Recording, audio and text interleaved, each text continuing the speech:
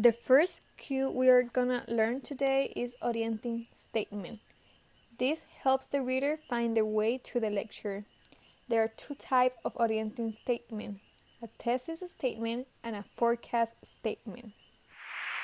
You want to declare your intentions in an essay and guide the reader to the conclusion that you reach. That is why a thesis statement is a sentence that expresses the main idea of a research paper or essay. If you put the thesis statement at the beginning, this enables the reader to anticipate the content of the essay and helps them understand the relationship among its various ideas and details. If you put the thesis statement at the end, this happens occasionally in informal essays. These bring together all the information or supporting details you have introduced over the course of the essay. The other type is forecast statement. This should be brief, clear, and concise, and it should provide subordinate points showing the order they will be presented in the essay. Here in this example, you can find the forecast statement in the last sentence where it says, with new perspective, students are investigating its manifold effects, demographic, economic, psychological, moral, and religious. It forecasts the 5 main categories of the Black Death that are demographic, economic, psychological, moral, and religious. Another cue that helps the reader is paragraphing. Paragraphing is how you break up the supporting arguments in an essay or to separate subjects. Here you use indentation. That's when you mark the beginning of a new paragraph. Old manuscripts show that paragraph division were not always marked, so that's why scribes and printers began to use the symbol that is shown in the presentation to mark paragraph break. Nowadays, this practice has been abandoned. Now we distinguish one paragraph from another by leaving a line of space between paragraphs. If you want to write important information, you can give emphasis to something by placing it in its own paragraph. Now I will leave you with Marisabel, that is going to tell you more about topic sentence.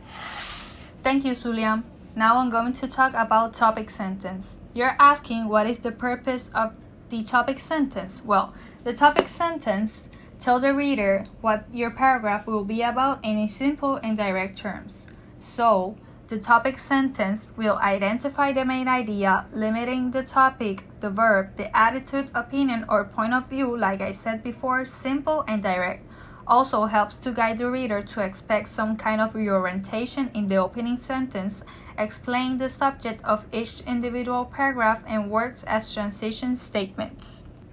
For example, this is a piece of the inaugural speech of John F. Kennedy in 1961.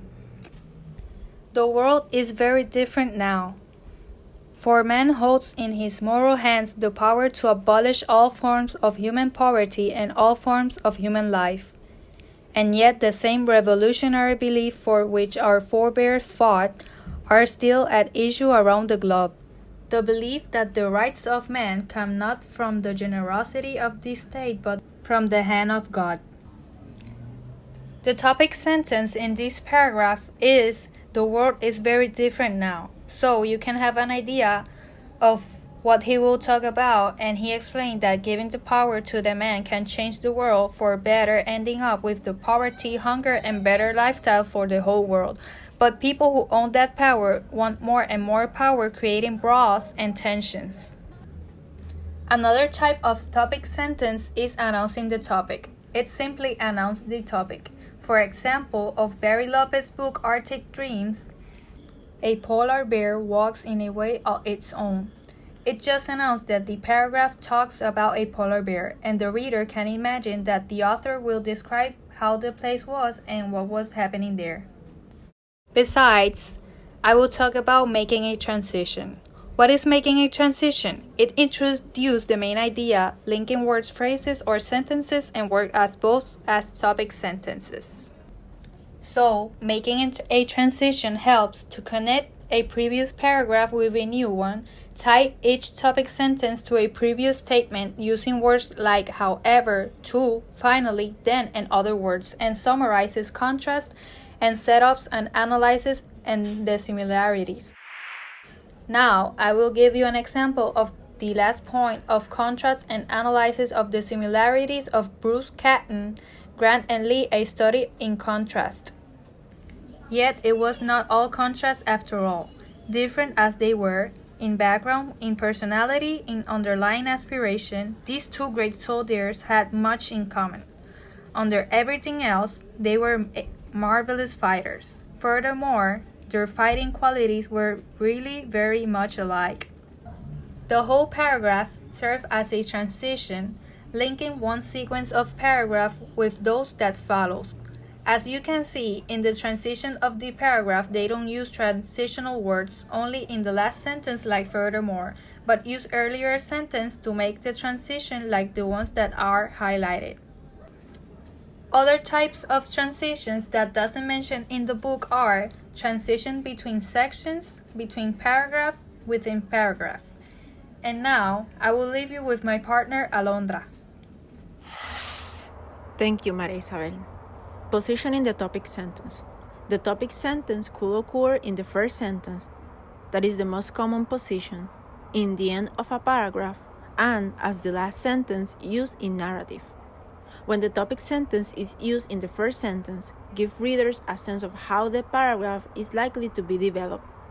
Give the readers the main idea of what will be discussed in the paragraph. When the topic sentences are used in the end of a paragraph, it usually summarizes preceding information. Give a preview of what the reader could encounter in the subsequent paragraph. And finally, when a topic sentence is used in a narrative, it often appears as the last sentence to evaluate or reflect on events, more like a conclusion sentence or a closing sentence. You can visualize the positioning of the topic sentence as a hamburger. It can be the top bun, giving like an introduction of what will be discussed later in the paragraph. It can be the bottom bun, if it is used in narrative, giving a conclusion or a closing sentence. And it could be like the lettuce or the meat, giving information that in another paragraph will be seen. Cohesive devices. Cohesive devices are words that tie ideas together in a clear form to the reader.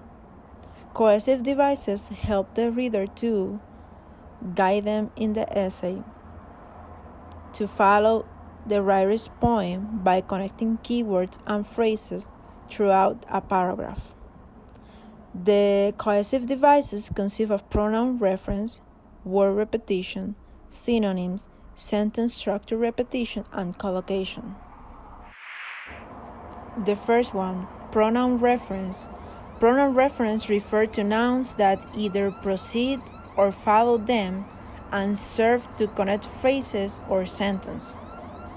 Some pronouns that are used are this, that, this, those, he, she, it, and they. The second one, word repetition. To avoid confusion, writers often use word repetition. The device of repeating words and phrases is especially helpful if a pronoun might confuse the readers. And now I will leave you with my partner Angel to continue explaining cohesive devices. Thank you, Alondra. In the cohesive devices, we find synonyms. Synonyms are words or group of words with identical or very similar meanings, used to connect important ideas, such as region to landscape, residence to native, stories to narrative, are remembered to does not become lost. These are some examples of synonyms. Another cohesive device is sentence structure repetition. It is used to emphasize the connections among the idea of the writer, such as the example provided by the book. If isolated from water, death by dehydration will follow even faster. If isolated from air, whether free or dissolved in water, death by asphyxiation will follow still faster. If isolated from the sun, animals will survive for a time, but plants will die. And if all plants die, all animals will starve. Isaac Asimov, The Case Against Man. The sentence structure repetition found in this example is located in the start of every sentence. Every sentence starts with an if.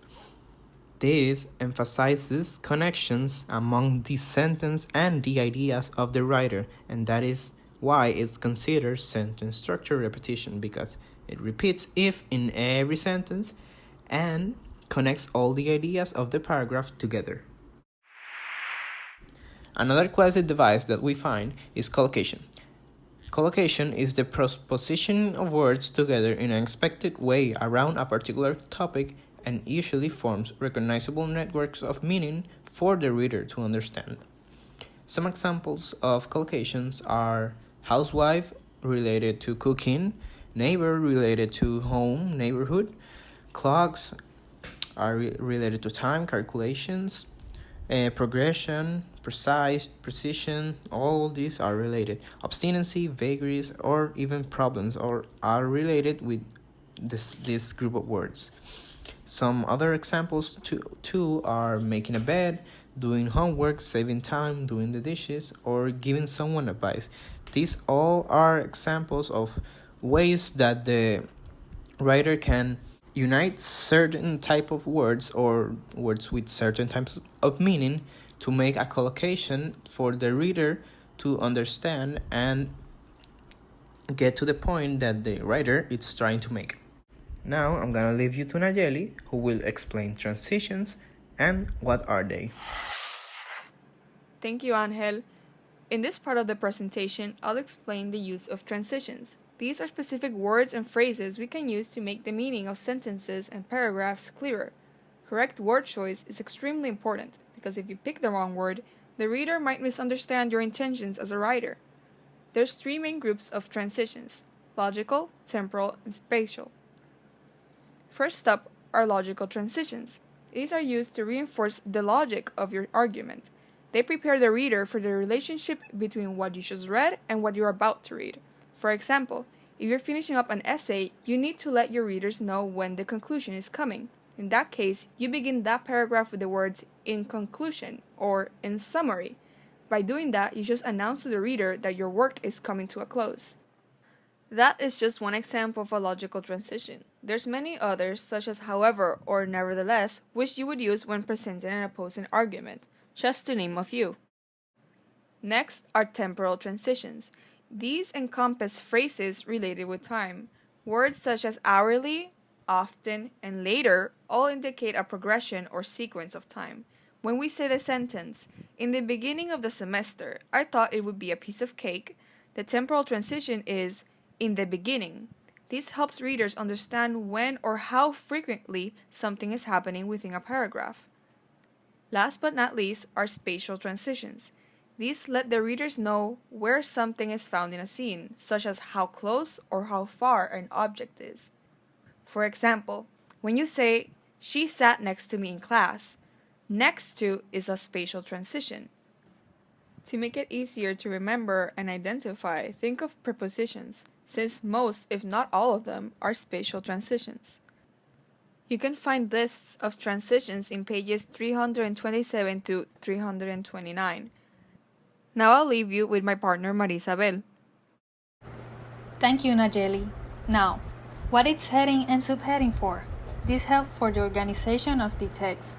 So it follows a predictable system indicating the sections and levels using a selective use of capital letters, bold or italic type, or different sizes of type.